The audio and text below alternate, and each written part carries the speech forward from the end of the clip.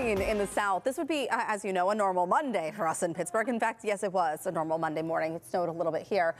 But in Florida, this is enough to rattle folks. This is from the Florida Panhandle. And how about this? You may remember the CBS News reported this. I went back and looked at a report. Some of the same areas from over the weekend that saw the snow saw 8 inches of snow last year. Wow. Isn't that crazy? Do you remember when Texas had all of that snow and it shut it down? Like 5 inches, everything was shut down for a week. Meanwhile, I know a lot of people were That glued to the didn't TV. look real, too. I didn't. It was beautiful. When you see the palm trees and the we saw quite the show watching playoff football yesterday. Flags flying during the games, really fun. Frankie was so, I don't know about Billy, but Frankie was so excited it was snowing for football. I know. When I saw the Rams and the Bears, I was like, oh, that's in Chicago. Because the football, he was like, yeah, how'd you know? I'm like, because it's snowing there and it won't snow in LA. Right. Okay, so we've been watching all this winter weather across the country. Mary is here to answer your questions in her forecast by the hours. And because of the cold, because of the snow, I think a lot of people are staying indoors, including Lane, who is staying in to play guitar tonight. Play that guitar, Lane. You hang out inside, you learn some new tunes, write a song, anything. It is going to be very cold tonight. Our actual temperatures into the teens, but I mean, that's at 6 o'clock this evening, and it's going to feel even colder. So by tomorrow morning, we're talking about wind chills well below 0. So when I left this morning, I saw that light dusting of snow. Kathy and Madonna say they're clearing up their sidewalks. They're going to do that tomorrow morning.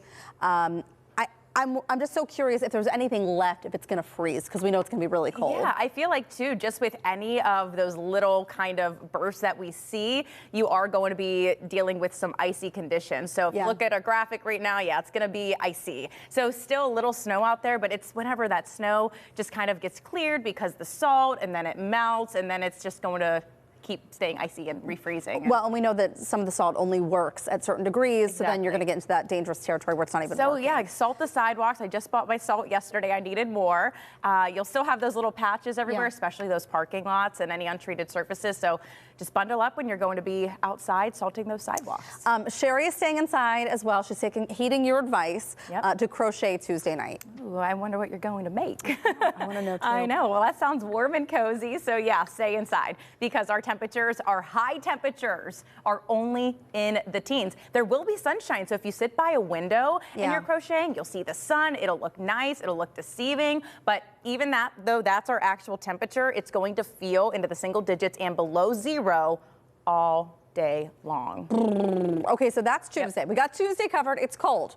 Stay inside if you can. Stay inside. I chuckled a little bit at this because Audrey has an appointment on Wednesday and wanted to know, Mary Ours, can she wear shorts? No, you may not.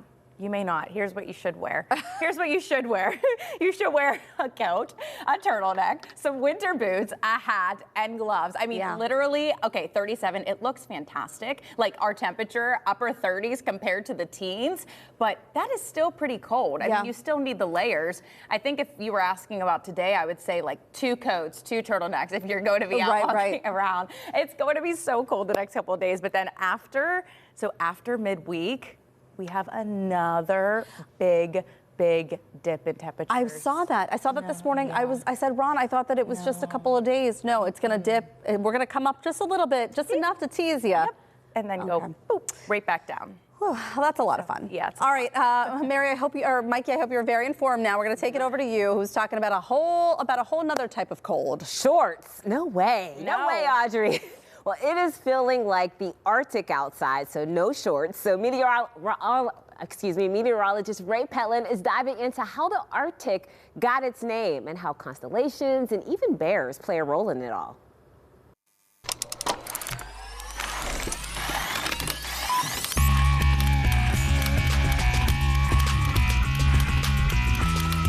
Hey, Ray! That's so cool!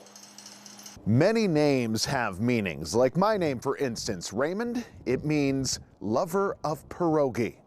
Okay, that's not true. It actually means wise protector. Other names have meanings too. Pittsburgh is named after William Pitt the Elder, and Pennsylvania is named after William Penn. Some places aren't named after people, though. They're named after what is found there. Like Arctic and Antarctic.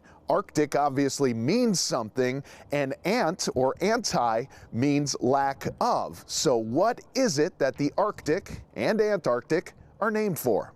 The Arctic is the region where we find the North Pole, and the Antarctic is the region where the South Pole is found.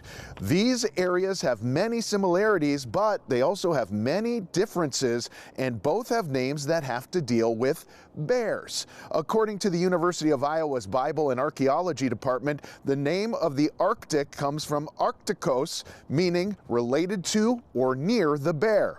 Essentially, this means the Arctic is related to or near bears, and the Antarctic isn't related to bears or near them either. This seems to make sense on the surface since the Arctic has polar bears and the Antarctic doesn't. What if I told you, though, that those bear populations were not the reasoning behind the naming of the Arctic or Antarctic, even though it seems to fit? According to the World Wildlife Fund, you have to look up in the night sky towards the constellations that contain the Big and Little Dippers. Those constellations are Ursa Major and Ursa Minor, and those constellations translate to the Great Bear and the Little Bear.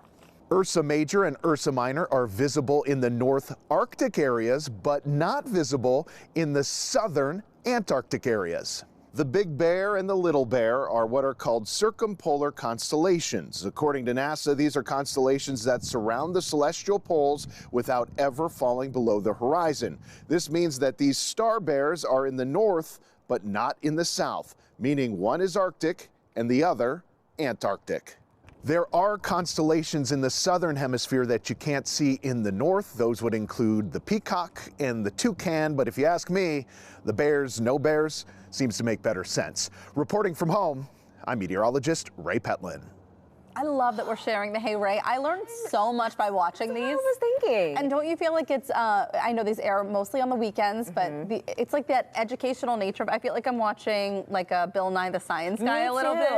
I wanted it to keep going. I want to know more. Learn more. Okay, well, as we know, the temperatures have dropped. They're going to remain very chilly, but apparently the Cardinals are still out. Ray captured this video on his bird feeder cam, and it's just gnawing away out there. And truly, you know, Ray, Boaz, Scott Danka, our photographer, and I are in this little group. We share videos on Instagram, the Bird Nerds. The Bird Nerds, yes.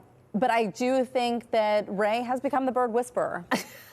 Truly. Truly. Didn't David get you one of these for Christmas? So he got me, and I forget the name of it, but I have it set up. There is a video camera on it, and there's like little solar panels so it can stay working. Right. I've yet to have a bird. However, we live in a newer development. There are fewer trees, so I think any birds that we would have in the neighborhood are in the woods, like they're tucked away. They're not in our neighborhood. Maybe they will come. If you call them, they will come. By summertime, I can't wait. Still to come on Talk Pittsburgh. Pittsburgh is celebrating the life and legacy of the late Mac Miller. And the Trib announced a new publication to help fill the void of closing papers in the city.